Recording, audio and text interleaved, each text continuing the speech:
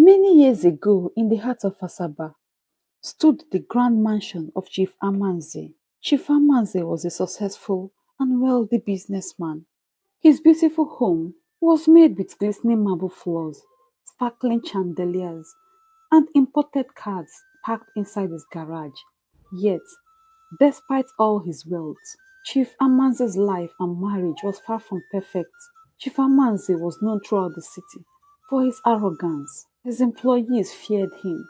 His family members, especially his wife and children, all avoided him. Chief Amanze, over the years, had built his empire from scratch.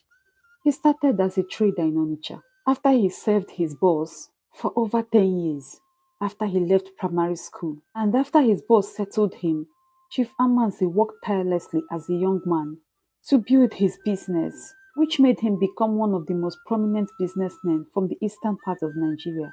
And as his fortune grew, so did his pride. Chief Amanzi believed that money could solve any problem, and his disdain for the poor was well known. Chief Amanzi hated poverty. He never wanted to have anything to do with anyone that was poor. Life as a young boy was very tough. His both parents were primary school teachers who were paid little wages, and they found it difficult to provide for him and his siblings, even the little basic needs of life. As a young boy, Chief Amanzi saw his parents struggle, their debtors dragging them. Even the poor in the village called them poor, because they never owned even a farmland that they could call their own. His parents were known creditors. After primary school, Famanzi traveled to Onitsha, go and live with his mother's cousin, who owned the spare parts business. He came over to Onitsha as he grew into a young adult, blamed his father for just depending on his small salary, instead of working hard, doing business, and trying his hands on other things that could make him some more money. So for Chief Amanze, he would always say people are poor because they chose to be poor. They were lazy. He would often say, brushing aside requests for help from the poor, he rarely gave to charity. And when he did, it was only to boost his reputation in the society. Even his closest family, his wife, Madame Ifeyinwa, who could not stand his arrogance and hostility towards the poor, became so tired of his cold nature towards people. His wife did all she could to make him see reasons to show compassion to people around him. This caused a lot of disagreements between Madame Ifeyinwa and Chief Amanze over his ill treatment towards people, especially his workers. And as years passed, Madame Ifeyinwa could no longer stand Chief Amanze's reckless lifestyle as he clubbed all night with young women. He became an alcoholic, no longer had time for her and their two sons, especially as they just turned teenagers. This grieved her heart, so she moved abroad with their two sons, who only contacted him when they needed money. However, Chief Amanze still did not care. He immersed himself in his work, closing multi-million-dollar deals and attending lavish parties with some of the politicians in the city who stooped so low to spend their nights with young university girls who were young and the same age with some of their children. Even though for Chief Amanze, it seemed everything was working so perfect for him, yet deep down, he felt a nagging emptiness which he masked with his wealth. All he did was to drink himself to stupor and drink into the early hours of the morning, and when he arrived home, he falls on his cozy soft bed like a dead horse. However, as months passed, one afternoon, Chief Amanze visited his doctor for a routine checkup. The results were alarming. Chief, the doctor began cautiously. Chief, you have high blood pressure and an irregular heartbeat. Chief, I would advise you need to reduce stress or risk a heart attack. It shows here on our machine. The doctor tried to explain to him, showing his concern, but for Chief Amanze, he took it lightly. He waved him off with a laugh. Doctor, see the way you are shaking. You cannot tie me down. No. As you can see, I'm fine. I was the one that drove myself to the hospital just for my routine checkup. I am feeling nothing. I'm fine. And I have lots of engagements on my hand and also meetings that I have to attend. Doctor, just calm down. I'm fine. As he walked out of the doctor's office, little did Chief Amanze know that life was about to humble him. Meanwhile, across the city of Asaba, in a small one-room apartment in a suburb of Asaba, Cindy sat by a flickering kerosene lamp. The room barely had some furniture in it. Also in the room was a tin mattress on the floor. Also a small wooden table and peeling walls. Her mother, Mama Cindy, had caught pneumonia cough after the last rain, which drenched her through their leaking roof weeks back. That night, Mama Cindy lay, coughing on the tin mattress where she lay, her frail body covered with an old wrapper. Cindy's two younger siblings, Chisom and Ebuka, sat quietly in a corner doing their homework. Cindy had been the breadwinner of the family since her father's demise some years ago. So, as the eldest child, she felt it was her duty to care for her sick mother and siblings. Her mother was badly affected by their father's demise, which badly affected her mental and physical strength as she constantly took ill and had no steady business. Cindy, who managed to finish secondary school, was able to get a job where she worked as a maid for a family that lived in a beautiful estate in the highbrow area of Asaba, where she cleaned, cooked, and ran errands from the morning when she resumed to dusk. Her employers were so rude to her, especially her Madam Joke, who never saw any good thing in her. She would request that Cindy scrubbed the floor, cleaned the tall windows, trek to the market, which was quite a distance from their address. They would still come back to take care of her triplets, which were barely a year old. She bathed them, fed them. Whenever her madam caught her sitting and falling asleep, she would shout on her, tell her to give herself a slap. Even when her husband complained that she was doing too much, offered that they get another help, assist Cindy in taking care of their triplets. She would give the excuse that she trusted Cindy and that was not ready to risk bringing in another stranger into their home. Cindy, despite her long hours and meager wages, still did her work with diligence and was hopeful. Cindy, one evening after a tiring day at work, tried to prepare a small meal of garri and groundnut soup for her family, which she bought from the street market on her way back from work. As she turned the soup, her mind wandered. She remembered her father's promise to sponsor her through the university because she was very intelligent as a young child, would always come first in her class. But unfortunately, her dreams was cut short after the untimely death of her father. She has always wanted to be a nurse. Looking at her current realities, she knew that her dreams were far-fetched. It seemed impossible. So that night after dinner, as her mother continued to cough, she was afraid and prayed that her mother doesn't die. She just prayed for a miracle to happen, that God would touch her employer's heart, Madam Joke, who have refused to pay her salary for the past 3 months. Madam Joke claimed that her husband had been facing some financial challenge in his business due to the inflation in the country for some months now. She just hoped that Madam Joke would give her some money from her salary so she could be able to buy some drugs for her mother, whose health was dwindling by the day. Cindy sat still on the flat mattress, looking so sad and helpless. However, the following day started like any other for Chief Amanzi, as he had a packed schedule of meetings and business calls. His trusted driver, Mr. Sunday, was on leave. He had gone to see his wife, who had put to bed, so Chief Amanzi decided to drive himself to work that morning. It was a rare occurrence, which he didn't enjoy, being behind the wheel, but he hated waiting even more. Time is money, he muttered to himself as he drove in the busy streets that morning on his way to the office. And by evening, as he entered his car to rush to a business meeting with a client who returned from the States, he began to feel unwell. His chest tightened and a dull headache crept in, but he ignored it. He thought it was due to stress that morning that had become a normal part of his life. He waved it by the side, assuming it would pass. "I'm fine," muttered to himself as he continued to drive. Meanwhile, elsewhere in Asaba, Cindy's day was just unfolding with challenges. Madame had scolded her that morning. She had gone to complain to Mr. Unle. Madame Joke's husband had returned from a journey and had not been around for the past months. Madame Joke and her husband had a serious argument that morning. Mr. Kunle was so offended with Madame Joke. "No, now, babe, this is pure wickedness. I mean, you have not paid this girl the past 3 months. And the last time we talked on the phone, you told me you even paid her upfront because of her mother's health challenge."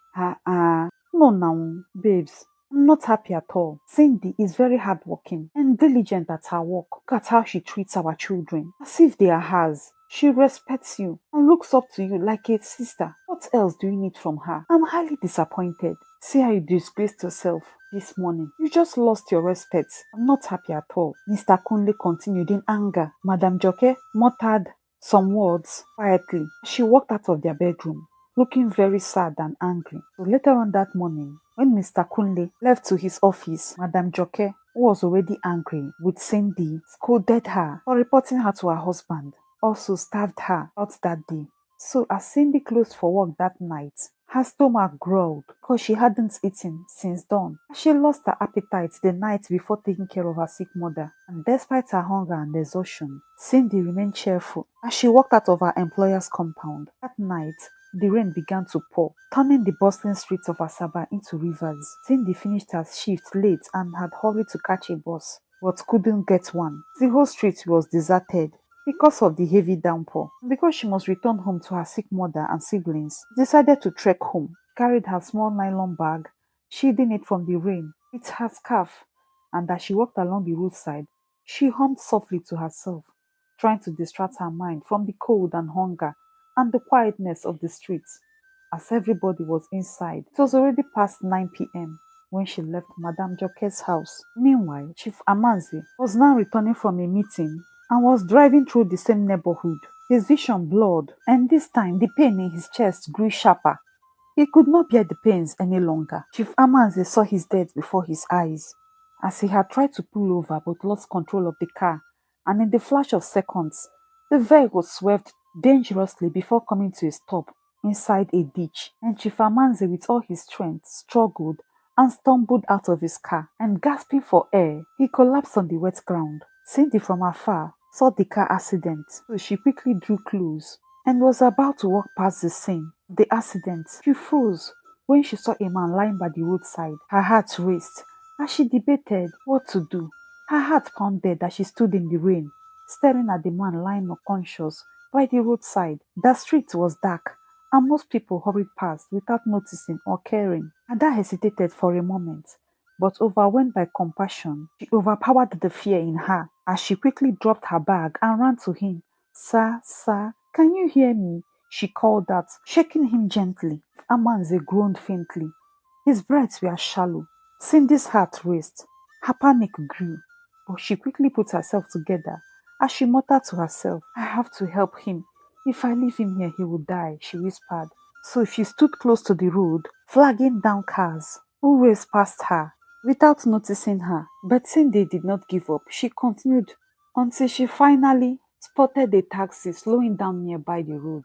So waving frantically, Cindy ran into the road to stop the car. So the driver halted close to her. What is it, young woman? Do you want to get yourself killed? Why did you just jump into the road? The driver, eyeing her drenched dress. I'm so sorry, sir. Need help. Someone is dying here. She pointed at Chief Amanzi, who lay unconscious on the wet ground. This looks like trouble. Don't want any police problem, he muttered quietly. Sir, help me. He is dying and needs help, please, sir. Let's take him to the hospital, Cindy begged, her voice trembling.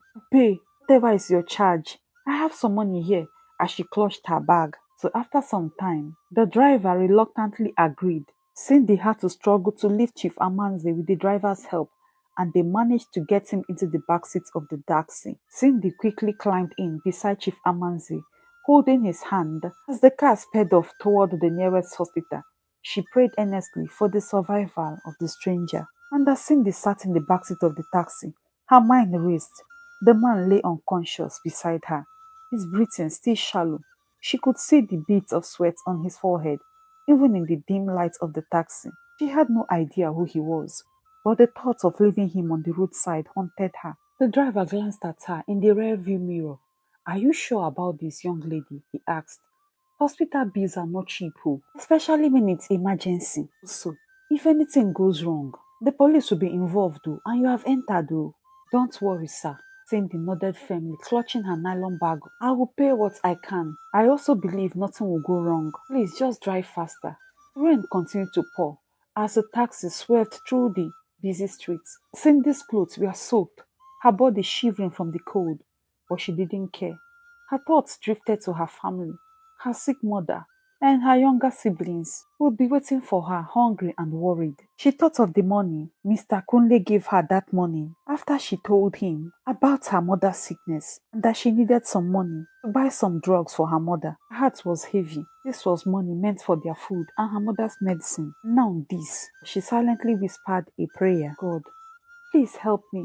I just hope I'm doing the right thing, she muttered silently as the taxi sped past the busy roads, and after a long drive, they arrived at the hospital. The driver quickly grabbed Chief Amanze, and with the nurse's help, Chief Amanze was wheeled to the emergency room. What happened to him? One of them asked. They hurried into the emergency unit. I don't know, ma, Cindy stammered, struggling with words. Please, I only found him on the roadside, she tried to explain. Please save his life. As the doctors attended to Chief Amanze, Cindy was asked to pay an initial deposit. She hesitated for a moment, then handed over most of the money in her bag without complaint. Her hands trembled as she counted the remaining money, knowing she wouldn't have enough left for her family. May God reward you, the nurse said, taking the money from her. Cindy sat in the waiting area, exhausted, but she was hopeful. Continue to pray for the stranger's life. Hours passed. Cindy continued to wait in the dimly lit hospital waiting room. Wet clothes clung to her body, and her stomach churned with hunger, but she remained seated, her hands tightly clasped in prayer. She was scared. She saw the nurses and doctors rushed past her. Their faces showed urgency. Please, God, let him survive, Cindy whispered. As she glanced at the clock that hung on the hospital wall, it was past 11 p.m. However, after what felt like an eternity, a doctor finally approached her. His expression was calm but serious. Are you the one that brought the patient in? I asked desperately. Yes, doctor. Cindy responded quickly, standing to her feet. Young lady, you acted quickly, and because of that, we are able to save and stabilize him. See, he had a severe cardiac episode, but he's out of danger now, the doctor tried to explain. Cindy was happy as she let out a deep sigh of relief. Thank you so much, doctor, she said, her voice trembling with emotion. You saved his life, the doctor added. If you hadn't brought him here when you did, the outcome would have been very different. So we admire your courage. Act of kindness. Cindy's knees felt weak. She was tired and very hungry. The doctor smiled at her kindly. He will need to rest for a while, but he's conscious now. We'll let you in so you can see him, the doctor said as he walked back to the ward. As Cindy sat back, her thoughts drifted to her family again. She had used most of her money to pay the hospital deposit. How would she explain this to her mother? She also knew her mother and siblings would be worried for her not returning home that night. But it was already very late and danger was out there, so she decided to stay at the hospital. That night, inside the hospital ward, Chief Amanzi slowly opened his eyes. The fluorescent lights above him shone brightly, and he squinted and he tried to make sense of where he was. His chest felt heavy, and his body was weak. Where am I? He mumbled as he tried to raise his head. A nurse by his bedside smiled and leaned closer. You are in the hospital, sir. You had a cardiac episode, but you are stable now. You are very lucky someone brought you here in time. You will be fine, sir. You just have to relax, sir, she said with concern in her voice. As Chief Amanze lay on the bed, his mind flashed to when he was struggling with the wheels. He remembered vividly how he lost control of his car, the pains in his heart, the blurry vision, and how he suddenly saw everywhere dark. Chief Amanze was lost for words. Who brought me here? He asked. After lying for some time, sir, last night, a young woman brought you here, the nurse replied. She found you by the roadside and insisted on getting you help. Sir, do you know that she even used her own money to pay for your initial treatment? That lady is God sent. I'm looking at her. She looks very poor. Chief Amanze's eyebrows furrowed. A stranger. So someone poor who was walking in that heavy rain. He wondered. He couldn't comprehend. He couldn't understand why anyone would go out of their way for him, in spite of his cruelty and reckless lifestyle. People usually helped him because of his wealth, not out of genuine kindness. Where is she? He asked, his voice hoarse but weak. I can get her for you. She's waiting outside. Should I call her? The nurse asked. Yes, he nodded weakly, his mind racing. Who was this kind woman? Meanwhile, Cindy sat in the waiting area, her head resting against the wall. Her exhaustion was beginning to catch up with her. She had no idea that the man she helped was now awake and asking for her. So moments later, a nurse approached her. Young lady, the patient would like to see you, she said. Cindy at first hesitated. She then stood and followed the nurse to the ward, clutching her nylon bag tightly. And as she stepped inside the ward, Chief Amanze turned his head toward her. Their eyes met, and for the first time in years, he felt something he had long forgotten. He saw a young and poor woman clutching tightly to her nylon bag. As she greeted him, "Good evening, sir." For Cindy, as she stepped into the ward, she felt out of place. The beeping machines, the sterile smell of the hospital, which turned her stomach. Chief Amanze lay on the bed, his face pale but his eyes were bright. He gazed at Cindy silently, trying to make sense of the whole thing. He looked at the young woman who had gone out of her way to save him. "My dear, you are the one who brought me here?" he asked, his voice weak but steady. "Yes, sir," Cindy nodded, clutching her nylon bag tightly. "I was on my way home last night when I noticed your car swerving across the road dangerously. And before I knew it, I saw your car run into a ditch. When I came to the scene of the accident, I saw you lying unconscious on the ground, gasping for air. So I quickly ran to the road, flagging down motorists to get help for you. So after some time, a taxi driver came to my aid, and that was how we were able to bring you to the hospital." "My daughter, you mean you also used your money to help me? You paid for the initial deposit that was used to treat me?" Chief Amanze interrupted, his tone filled with disbelief. "Yes, sir," she replied simply. "I didn't have much, sir, but I couldn't leave you there to die. You needed urgent attention." Chief Amanze was lost for words. He was used to people demanding something from him, always wanting more of his wealth. But here is this young woman who looked like she barely had enough for herself, spending her hard-earned money to save a stranger. "Please, my daughter, what's your name?" Chief Amanze asked after a long pause. "Cindy Okosa," she said softly, lowering her gaze, and for a moment the room was silent. Chief Amanze felt a strange mix of emotions. He was happy, shame, and something he couldn't quite place. He had built his life on the belief that money was everything. He never cared for the less privileged in the society. And see today, his life was tied to a poor stranger. What if she had walked away? He thought to himself as tears welled up his eyes. "My daughter, I don't know how to thank you," he said finally, his voice cracking. Cindy looked up at him, her eyes tender. "You don't need to, sir. I just did what I thought was right. I couldn't leave you out there to die." As Chief Amanzi stared at Cindy, tears continued dropping down his cheeks, his chest tightening, not from his illness, but from a sense of deep humility. He was so humbled with Cindy's show of love and kindness. "She must have used all she had to bring me here," Chief Amanzi said, his voice soft but filled with wonder. He muttered to himself quietly, "My daughter, you have done more than many people I have known in my entire life. Right from a child, I've never known love. People have never been kind to me, even my closest family. I went through a lot to become who I am today, and because of all the rejections, the ill treatments I experienced in life, it hardened my heart, and I could not see myself being kind to people. I have always been mean and cold to people around me. This your show of love have made me rethink." So that night, as Chifamanzi lay back, his mind raced. His encounter with Cindy showed him something he had lost: the beauty of selflessness. He had lost his wife and two sons, and other family members, and even close friends, because of his selfishness, pride, and coldness towards people. So the early hours of the morning, Chief Amanzi was discharged from the hospital. He covered all the bills and even handed Cindy a small envelope containing the money she had spent on his initial deposit.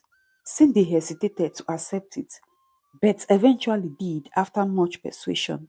"Thank you again, Cindy," Chief Amanzi said as he was wheeled to the hospital exit. "I just hope this won't be the last time we'll see each other." So Cindy, unsure of how to respond, simply smiled politely. "Sir, I'm just glad you are better. That's all that matters." So Chief Amanzi asked for a phone number or home address. "Sir, I don't have a phone," she admitted shyly, "but I live in," as she told him her address. "Okay," Chief Amanzi nodded. sensing she was uncomfortable. "Don't worry, I'll find a way to reach you," he said, forcing a smile. Then he was driven away in a sleek black car, leaving Cindy standing outside the hospital. So as Cindy made her way home that early morning, she couldn't shake the strange feeling about her encounter with Chief Amanzi. So when she got home, her mother and her siblings greeted her with worried expressions. "Cindy, what happened? I was worried sick. What happened?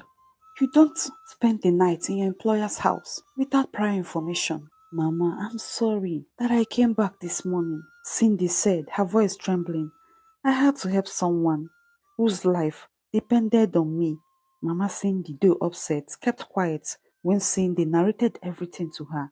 Her jaw dropped. In awe, as Cindy recounted how she had saved a wealthy man's life.